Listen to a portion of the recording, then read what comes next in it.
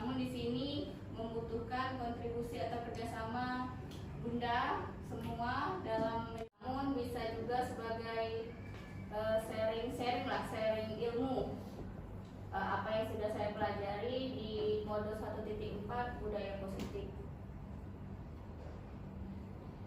Oke. Nah, jadi di sini Bunda, budaya positif adalah perwujudan dari nilai-nilai keyakinan universal yang diterapkan di sekolah. Jadi budaya positif itu ibaratnya sehingga murid mampu mandiri dan bertanggung jawab. Jadi dari budaya positif ini tujuannya adalah untuk menjadikan siswa atau murid kita menjadi mandiri dan bertanggung jawab. Insya Allah di sini sudah ada sih budaya positifnya, dan apa yang kita lakukan atau kita budayakan insya Allah nanti dicontoh oleh siswa ya. Konsep inti budaya positif yaitu ada 7 bagian. Yang pertama, perubahan paradigma belajar. Jadi untuk membuat suatu perubahan besar, kita harus merubah paradigma belajar kita. Yang kedua, disiplin positif. Ketiga, kebutuhan dasar manusia. Keempat, motivasi perilaku manusia. Yang kelima, posisi kontrol guru. Keenam, keyakinan kelas. Dan ketujuh, segitiga restitusi.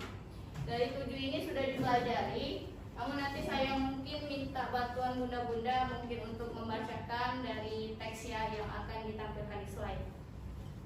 Yang pertama ya, pembelajaran dengan paradigma baru. Nah, di sini kalau kita sebagai sekolah penggerak, kan ini ada P5 ya, profil pelajar Pancasila. Jadi pembelajaran dengan paradigma baru merupakan pembelajaran yang dirancang berdasarkan prinsip pembelajaran yang berdiferensiasi, sehingga para peserta didik belajar sesuai kebutuhannya berdasarkan tahap perkembangan sesuai dengan psikologi modern untuk mewujudkan profil pelajar Pancasila. Jadi P5 ini sebenarnya pemerintah membuat kurikulum merdeka. Di sana ada juga profil pelajar Pancasila. Nah, tujuannya dari P5 itu profil pelajar Pancasila itu siswa kita itu punya karakter-karakter itu. Misalnya apa? Yang pertama, ini misalnya beriman, bertakwa, terus berakhlak mulia, berkebinekaan global, bergotong royong, kreatif, bernarasistis, dan juga mandiri. Nah, jadi ini sudah dirancang sedemikian rupa agar tujuannya siswa kita punya karakter P5 itu ya, profil pelajar Pancasila. Yang kedua, disiplin positif. Di sini disiplin positif adalah pembiasaan-pembiasaan hal yang baik mencakup sikap atau perilaku maupun tutur kata oleh seluruh warga di sekolah, terutama bagi murid agar dapat berkembang menjadi pribadi yang kritis, mandiri, dan bertanggung jawab. Jadi tujuannya di sini untuk menjadikan siswa kritis, mandiri, dan bertanggung jawab melalui pembiasaan-pembiasaan yang baik seperti tutur kata, terutama di sekolah.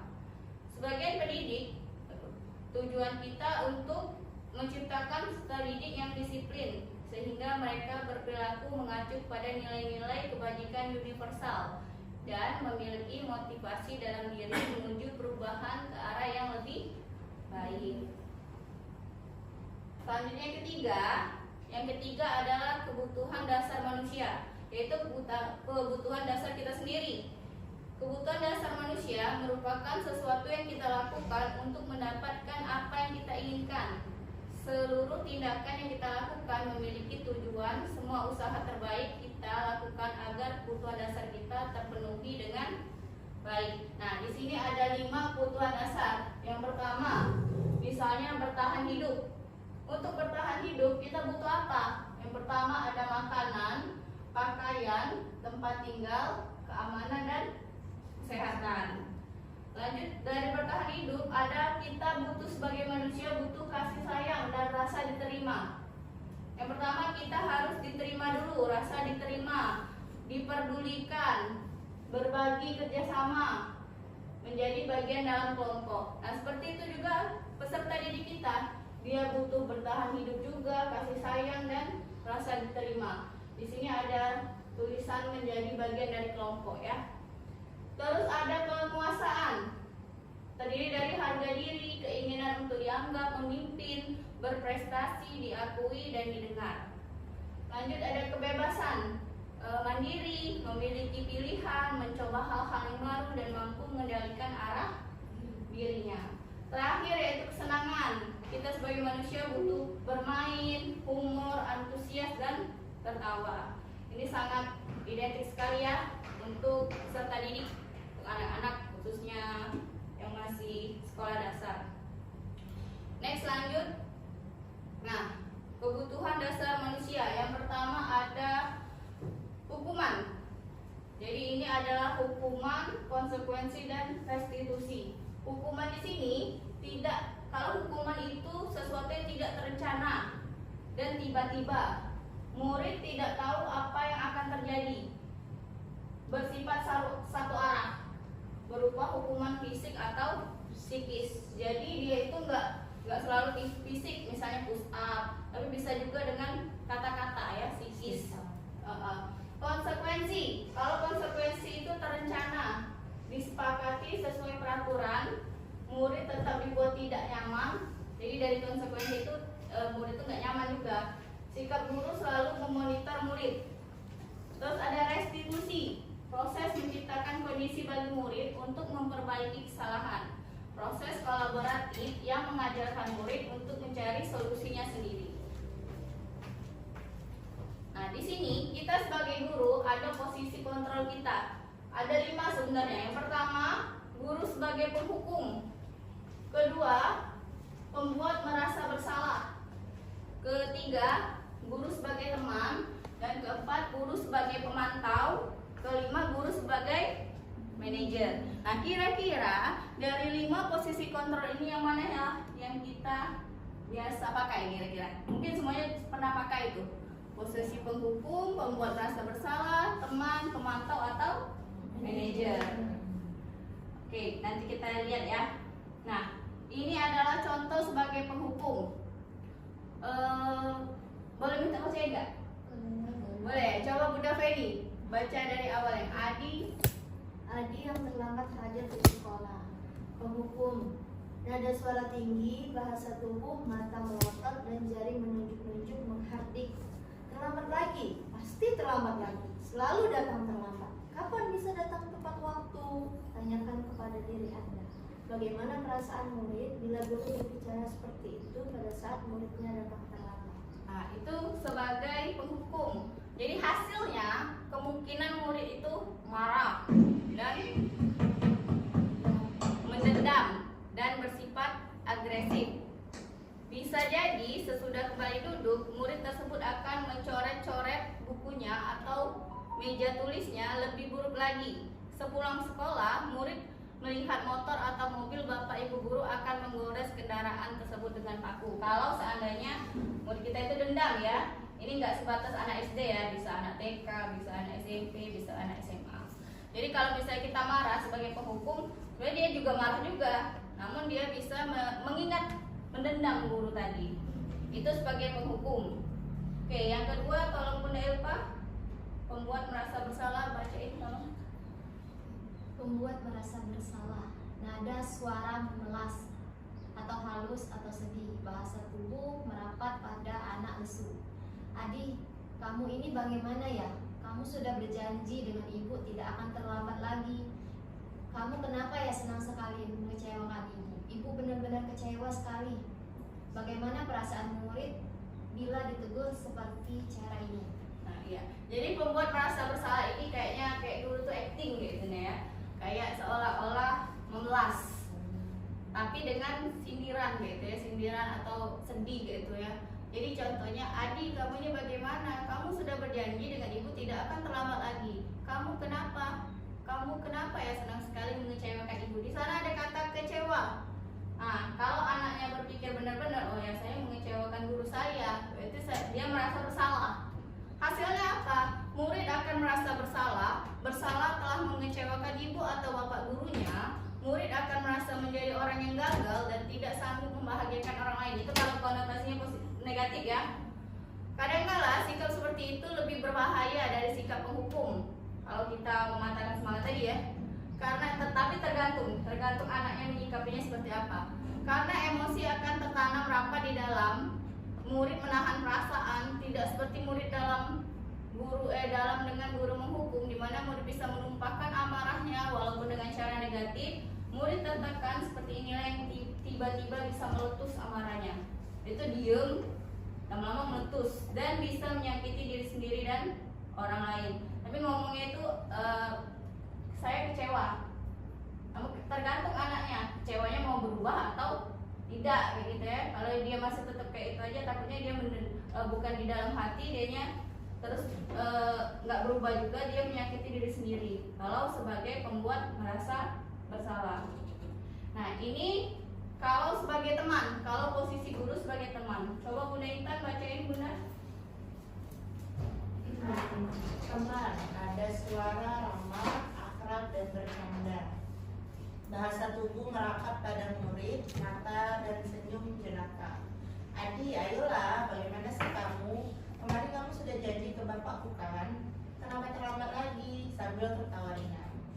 Ya sudah, tidak apa-apa, duduk dulu sana, nanti Pak Guru bantu. Kamu ini sambil senyum-senyum. Bagaimana perasaan murid dengan sikap guru seperti ini? Ya, ini kalau seandainya kita mengkondisikan diri kita guru sebagai teman. Jadi hasilnya kalau seperti ini, murid akan merasa senang dan akrab dengan guru. Ini termasuk dampak yang positif. Hanya saja sisi negatifnya, murid menjadi tergantung pada guru tersebut. Bila ada masalah, dia merasa bisa mengandalkan guru tersebut untuk membantunya. Akibat lain dari posisi teman, Adi hanya akan berbuat sesuatu bila menyuruhnya adalah guru, dan belum tentu berlaku dengan guru yang lain. Jadi kalau kita memposisikan diri kita sebagai teman, dianya kalau nurnya sama kita, dengan yang lain enggak. Mungkin ini kayak ini sama anak-anak tertentu saja ya, karena takutnya nggak ada batas ya antara guru dan siswa kalau teman semua. Lanjut, ini sebagai pemantau. Coba Bunda Diski bacain dulu tolong. Pemantau, nada suara datar, bahasa tubuh yang formal. Guru, Adi, tahukah kamu jam berapa kita memulai? Adi, tahu Pak. Guru, kamu terlambat 15 menit. Apakah kamu sudah mengerti konsekuensi yang harus dilakukan bila terlambat? Adi, paham Pak. Saya harus tinggal kelas pada jam istirahat nanti dan mengerjakan tugas ketertinggalan saya. Guru, ya, benar. Nanti pada saat jam istirahat kamu harus tinggal di kelas untuk menyelesaikan tugas yang tertinggal tadi. Saya tunggu. Bagaimana perasaan murid diperlakukan seperti ini? Yang ini guru sebagai pemantau tuh muridnya sudah dipantau. Jadi Adi, tahukah kamu jam berapa kita mulai? Tahu Pak, katanya. Kamu terlambat 15 menit. Sudah dilihat sama gurunya. Sudah 15 menit terlambat, sudah dipantau oleh gurunya. Apakah kamu sudah mengerti konsekuensi yang harus dilakukan bila terlambat? Katanya. Paham Pak, saya harus tinggal kelas pada jam istirahat dan mengerjakan tugas ketertinggalan saya. Nah sebelumnya ini sudah ada konsekuensinya, sudah dibuat sama siswa.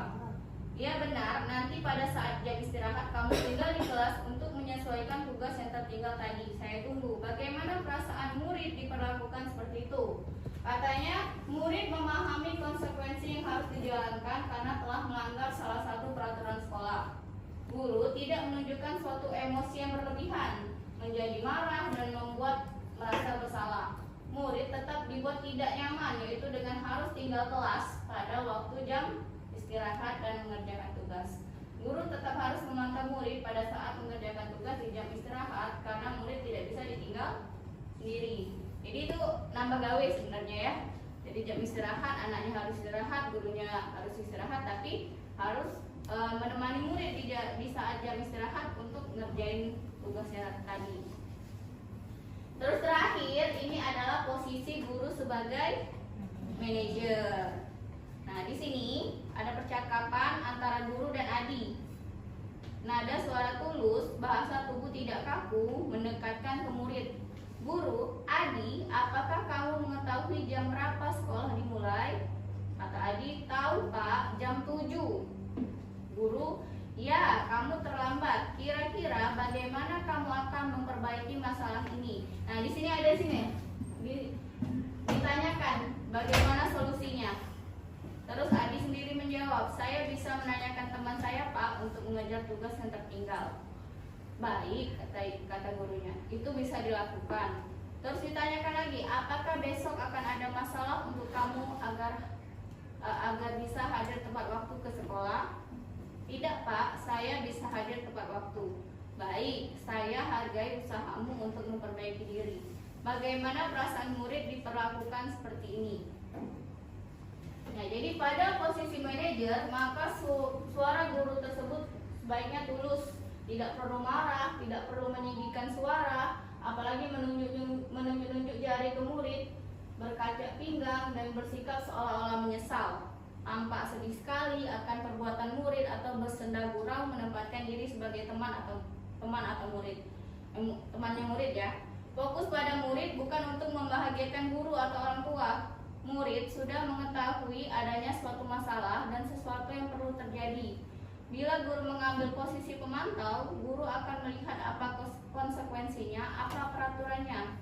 Namun, pada posisi manajer, guru akan mengembalikan tanggung jawab pada murid untuk mencari jalan keluar permasalahannya, tentu dengan bimbingan guru. Oke. Jadi dari sini, dari yang kita saya paparkan tadi, ada guru sebagai penghukum, guru sebagai pembuat rasa bersalah, guru sebagai teman, guru sebagai pemantau, sama manajer. Kira-kira menurut bunda-bunda semua apa yang paling baik? Guru sebagai manajer, karena sama antara murid sama gurunya sama-sama seimbang ya, nggak ada yang merasa tertekan, tidak ada yang merasa marah ya, jadi biasa aja. Namun disesuaikan solusinya apa.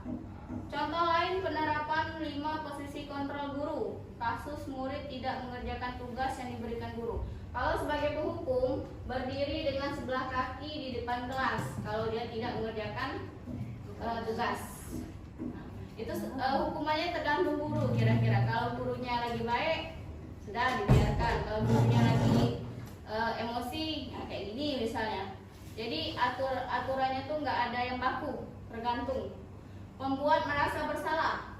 Sekian kali ibu sudah ingatkan, kamu senang ya melihat ibu terus-terusan bertindak seperti ini.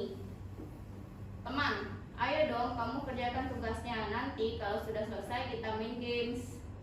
Kalau pemantau, kamu sudah melakukan kesalahan dan sudah mengetahui konsekuensinya. Sekarang selesaikan dan segera kumpulkan. Agak ngancem ya kalau pemantau. Manajer, kalau sebagai manajer, apakah kamu tahu kesalahanmu? Jawab oleh siswa. Keyakinan sekolah apa yang kamu langgar? Jawab lagi. Dan apa yang kamu lakukan untuk menyelesaikannya? Ada solusinya. Nah, ini dijawab ya. Posisi kontrol apakah aku? Saya kecewa sekali dengan kamu. Masuk apa kira-kira? Iya, benar. Posisi kontrol apakah aku? Kamu tidak benar melakukan sekarang keliling lapangan 3 kali. Ya, dulu sering ya di sekolah. Ya, penghukum. Lanjut. Kira-kira bagaimana kamu akan memperbaiki masalah ini? Ya, benar. Manajer. Ayolah lakukan demi bapak atau ibu. Teman. Iya, teman. Kamu terlambat 15 menit. Apakah kamu sudah mengerti konsekuensi yang dilakukan bila terlambat? Iya. Mantap, bagus ya. Oke, ini contoh penerapan keyakinan kelas. Ini baru saya buat sih sama kelas 5 Hondap ya. Jadi keyakinan kelas ini kalau kayak kita biasanya kayak peraturan kelas, namanya aja berubah, keyakinan kelas. Jadi kita itu menawarkan anak yang ngomongin, kita yang nulis ibaratnya, kita yang nyatet, tapi disepakati bersama-sama. Ini bagusnya untuk tahun ajaran baru. Bagusnya kalau tahun ajaran baru disepakati sama-sama, terus gak apa-apa di print atau dibuat apa. Jadi kalau misalnya dia melanggar, oh ya kamu melanggar keyakinan kelas tadi. Atau kalau bahasa kita di kita peraturan kelas biasanya. Nah ini disepakati anak-anak sendiri yang ngomong tadi. Yang pertama katanya menjaga kebersihan, ketertiban di dalam kelas, menghargai pendapat orang, saling menyayangi teman, datang ke sekolah tepat waktu, piket sesuai jadwal, menjaga fasilitas sekolah, membawa buku sesuai jadwal, dan menjaga barang pribadi. Ini untuk kelas 5 Honda. Namun kalau mungkin di 5 Badar beda kan, karena sesuai dengan kondisi di kelas masing-masing. Nah, untuk contoh ini bisa apa ya, bukti nyatanya, video atau fotonya, atau bisa dengan kayak kita pakai apa tuh yang sticky note ya, nah ditempelkan boleh, nah, di sebagai penunjang aja ya. Oke. Nah, bapak bunda bunda berikut ini nggak jelas sih sebenarnya kalau dilihat di sini karena proyektornya jadi putih ya. Nah, ini adalah contoh saya sama kelas 5 Honda membuat keyakinan kelas.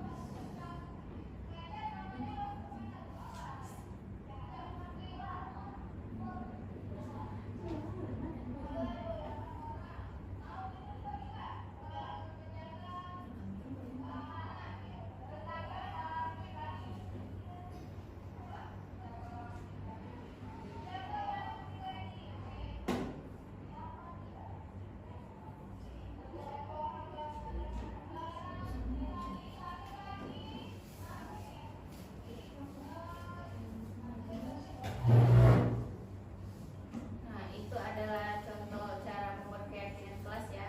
Terus yang ketujuh, ini adalah segitiga restitusi. Nah, di sini segitiga restitusi itu adalah suatu proses dialog yang diajarkan guru atau orang tua agar dapat menghasilkan murid yang mandiri dan bertanggung jawab. Tapi sesuai dengan posisi kontrol tadi. Jadi belajar dulu posisi kontrol guru, baru ada yang namanya segitiga restitusi. Segitiga restitusi membantu murid memiliki tujuan, disiplin positif, dan memperbaiki dirinya setelah berbuat salah. Restitusi bukan untuk menembus kesalahan, namun belajar dari kesalahan. Jadi di sini ada 3 bagian segitiga restitusi. Yang pertama, menstabilkan identitas. Kedua, validasi tindakan yang salah. Ketiga, menanyakan keyakinan. Nah, kalau menstabilkan identitas, itu ada kata-kata misalnya berbuat salah itu manusiawi. Kita ibaratnya itu kalau dia buat salah, kita tuh oh ya, salah itu manusiawi. Semua manusia pernah salah. Gitu. Kita tuh ibaratnya jadi ya nggak apa-apa, maksudnya itu nggak apa-apa, memaklumi lah ya. Tidak ada manusia yang sempurna, kata-katanya itu. Bapak Ibu juga pernah melakukan kesalahan seperti itu. Bapak Ibu tidak tertarik mencari siapa yang salah, tapi Bapak Ibu ingin mencari solusi dari permasalahan ini. Terus kamu berhak merasa begitu. Jadi nggak langsung disalahin, dia salah, nggak apa-apa. Misalnya masih menstabilkan identitas atau salah itu biasa. Tapi ibaratnya jangan keterusan salahnya. Nah, ini validasi tindakan yang salah. Ini mempertegas ya, kamu pasti punya alasan mengapa melakukan hal itu. Kedua, padahal kamu bisa melakukan yang lebih buruk dari ini ya. Kamu patut bangga pada dirimu sendiri karena kamu telah melindungi sesuatu yang penting buatmu. Oke, terus menanyakan keyakinan. Nah, ini yang dari kita buat tadi. Apa keyakinan kelas kita? Nilai-nilai apa yang kita telah sepakati? Misalnya ketertiban, kebersihan. Seperti apa gambaran kelas yang ideal menurut kamu? Kamu mau jadi orang yang seperti apa? Itu menanyakan keyakinan dia. Nah, ini ada kasus 1. Jadi ini adalah kasus saya, bukan kasus saya sih, kasus yang saya buat seolah-olah dengan siswa. Yang saya buat ya. Nah, ini kira-kira cerita gini. Judulnya siswa membolos ke kantin saat guru rapat. Seorang siswi yang bernama Akila, saya pakai Akila kemarin, dilaporkan tidak mengikuti pelajaran dikarenakan membolos sekolah. Jadi bukan membolos sekolah sih, ibaratnya bolos jam pelajaran dia kena. Ketika Bapak Ibu guru sedang rapat. Sebenarnya ini nggak ada mungkin di kasus kita ya. Namun ibaratnya kalau seandainya terjadi. Jadi ada siswa, Assalamualaikum Bu. Waalaikumsalam. Saya mendapat laporan bahwa kemarin kamu membolos saat Bapak Ibu guru sedang rapat. Apakah itu benar? Dijawab siswa, iya Bu. Lalu, kalian pergi kemana dan apa yang kalian lakukan? Saya pergi ke kantin samping sekolah Bu. Nah, ini adalah menstabilkan identitas. Nah, di sini ada kata-kata guru. Baik, setiap orang pasti melakukan kesalahan. Coba kamu pikirkan, pergi ke kantin ya, manfaatnya apa? Tidak tahu Bu. Lalu membolos yang kamu lakukan kemarin itu benar atau salah? Salah Bu. Saya sudah melanggar aturan dan membuat ibu jadi cemas dan juga bisa ditangkap ini satpam sekolah dan ketahuan membolos. Nah, di sini ada validasi tindakan salah. Kenapa kamu membolos? Tanyakan. Kemarin saya bosan di kelas, kemudian ada teman yang mengajak kami untuk membolos. Dari itu kami membolos. Guru, sekarang kamu sudah sadar belum? Apakah kamu masih akan membolos lagi? Dijawab siswa, sudah Bu, kami minta maaf. Sudah sadar ya, kami tidak akan membolos lagi. Nah, di sini menanyakan keyakinan. Kedepannya, bila Bapak Ibu guru sedang rapat, apa yang kamu lakukan? Apa yang ingin kamu lakukan untuk memperbaiki kesalahan ini? Dijawab siswa, saya akan meminta tugas ke guru mata pelajaran Bu. Baik, semoga kamu dapat mendapatkan pelajaran bermakna dari kesalahan yang sudah kamu lakukan ya. Iya Bu, terima kasih. Wassalamualaikum Bu. Nah, ini adalah contoh penerapan. Bisa diputar nggak ya? Kurang lebih skenario-nya kayak itulah. Jadi ada praktek segitiga restitusi, menstabilkan apa tadi? Identitas, validasi, terus menanyakan keyakinan. Ini sebenarnya tugas sebelum dari aksi nyata ini ada tugas koneksi apa ya tugas apa ya lupa saya. Demonstrasi kontekstual. Nah, bisa ya?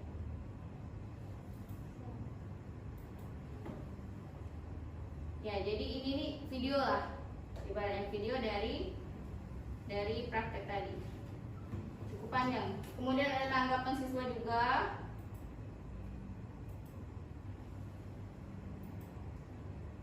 Oke. Lanjut ya, ini kasus 2. Kasus yang kedua. Nah, ini seorang siswi yang bernama Asadia ketahuan melakukan kecurangan dengan mencontek pada saat pelaksanaan tes sumatif. Kata siswanya, Assalamualaikum Bu. Waalaikumsalam. Apakah kamu tahu mengapa saya panggil ke sini? Kata siswa, kemarin waktu ujian semester kami mencontek Bu. Coba ceritakan kronologi kejadiannya. Iya Bu, jadi waktu itu saya membawa catatan kecil ke dalam ruangan penilaian akhir semester dan diketahui oleh pengawas keuangan. Yang pertama, segitiga restitusi tadi menstabilkan identitas guru. Oh begitu. Nah, di sini ada kan kata-kata, saya yakin tidak ada siswa yang sempurna. Kamu sudah baik, mau mengakui kesalahan dan yang sudah kamu lakukan. Iya Bu, saya minta maaf. Kemudian ada validasi tindakan yang salah. Kenapa kamu sampai mencontek? Karena pelajarannya begitu sulit, jadi saya memutuskan untuk membawa catatan kecil. Kami minta maaf Bu. Tindakan itu benar. Tanyakan, tindakan itu benar atau salah? Salah Bu, saya tidak jujur dalam mengerjakan penilaian akhir semester. Di sini ada menanyakan keyakinan. Untuk kedepannya, apa yang kamu lakukan saat ujian berlangsung? Menurut siswa, saya akan belajar lebih tekun Bu dan bertanya kepada guru mapel apabila saya belum paham tentang materi pembelajaran. Guru, bagus. Bapak Ibu guru pasti akan dengan senang hati membantu kalian. Siswa, terima kasih Bu. Wassalamualaikum warahmatullahi wabarakatuh. Ini contoh prakteknya. Nah, terus ini juga apa ya? Nah, yang ini tugas demonstrasi kontekstual yang kasus segitiga restitusi ya. Boleh kita lihat dulu.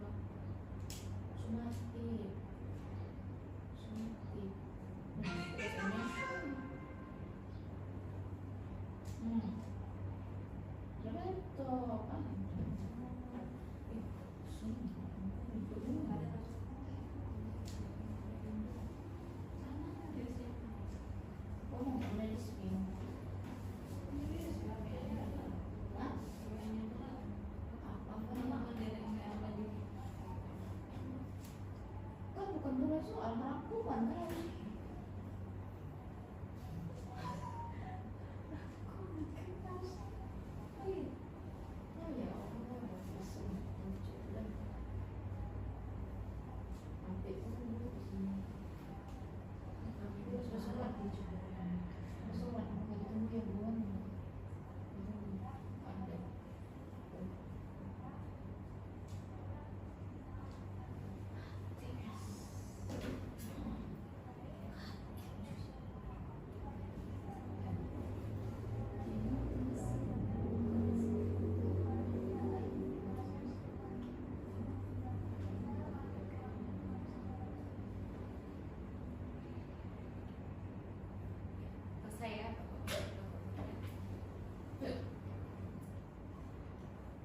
harus saya tanggapan siswa. Sekian sih paparan dari saya mengenai budaya positif modul 1.4. Terima kasih untuk waktunya. Salam guru penggerak ya, tergerak, bergerak dan menggerakkan. Saya akhiri, wabillahi taufiq wal hidayah. Wassalamualaikum warahmatullahi wabarakatuh. Waalaikumsalam warahmatullahi wabarakatuh.